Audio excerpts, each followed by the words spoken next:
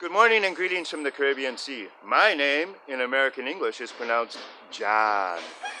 However, all the people in my life call me John or Mr. John. And that's, of course, due to the difference of the pronunciation of the letter O in American English as a vowel and the letter O in Spanish and other languages as a vowel. And that's what I really want to talk about today, is the problems that native speakers or native-ish speakers of American English face when they learn another language such as Spanish, Greek, or formal Arabic. And that is the pronunciation of the vowels. We tend to carry the pronunciation into the other language. And a really good example of that would be found in the word can. This is a can of tuna. This is a can of sardines. I do not eat tuna. I do eat sardines. Some people will know why. Can is also the conjugation for the verb to be able. Can you do this? Can you do that? Can you loan me $5? In my regional accent, which is from about 120 miles north of Chicago, the third largest city in the United States, this more syntax can, but it's only for the to be able, the verb. So, and this is pronounced exactly the same as the name for males in English, Ken, which is short for Kenneth, which is nicknamed many times Kenny. Ken, like in Barbie and Ken, the dolls, the famous dolls from Mattel. But in my native accent, if I were to ask my friend Kenny if he could loan me a can of tuna, I would say, Kenny, can you loan me a can of tuna? Kenny, can you loan me a can of tuna? So I have to make efforts so that my regional accent doesn't come through not only in my English, as I speak formal English, but when I speak other languages, that those native-ish pronunciations don't come seeping through to distort my vowel pronunciation. As happened to me when I was first learning English. No, when I was first learning Spanish, excuse me. When I was first learning Spanish, I wanted to show off and try out my Spanish in public. And I was in a Mexican restaurant, and there were some employees speaking in Spanish. And I went up to them and I said, in Spanish, "Where's the bathroom?" And they didn't understand me. I mean, this was really disappointing.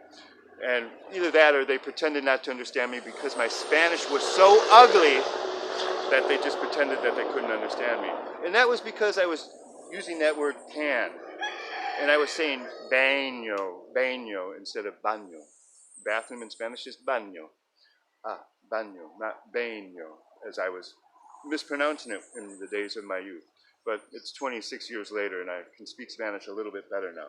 So if this word can in American English, which does exist in Spanish, and el can is a word for dog in Spanish, derived obviously from canine, the Latin root. And this word phonetically also exists and is very frequently used in the Arabic language, especially in colloquial Arabic. And this is kan. But in modern standard Arabic and formal Arabic, it's pronounced ka'ana. But in spoken Arabic, it's kan, and it's a very useful word. It puts everything in the past if you start a sentence with the word kan in Arabic. And the simplest example would be, I had a car. Kan عندي سيارة. Kan عندي سيارة. I had a car. Kan. So when Americans pronounce this vowel sound and they see a printed A, they have to consciously remember and make the effort that it's not it's a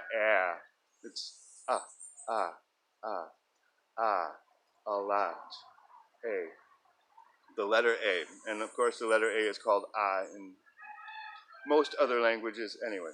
So Spanish has 5 vowel sounds, which it shares with the Greek language for Spanish and Greek enthusiasts.